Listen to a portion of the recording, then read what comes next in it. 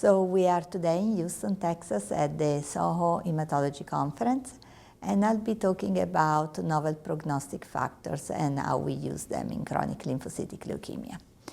In my experience, we use them at different times in the evaluation of the patient. We use them at our initial encounter, where we will be assessing what is the risk for the individual patient to progress. The most important factor that we use to assess the risk for progression and requiring therapy in terms of prognostic factor include the mutational status of the immunoglobulin heavy chain gene and the presence of a mutation. Particular concern are for mutation of TP53 or any mutation that affect the ATM gene.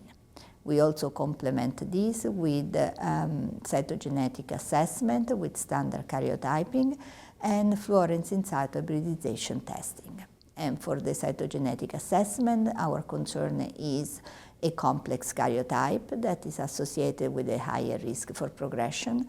And as far as fluorescein cytohybridization testing, again, the abnormalities that are of greatest concern are the deletion 17p and the deletion 11q. We also assess prognostic factor again nowadays when we decide treatment, and this is probably the most important time.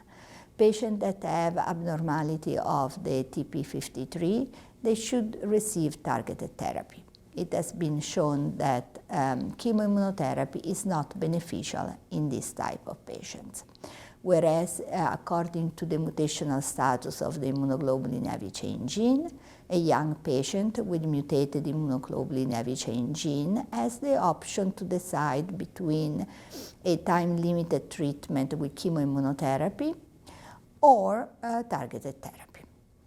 If the patient instead has unmutated immunoglobulin heavy chain gene or is an older patient, in general above the age of 65, we will at this point recommend again targeted therapy.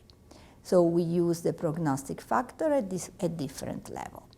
It's also important to remember that the prognostic factor should be assessed every time the patient needs to be treated with a new line of therapy.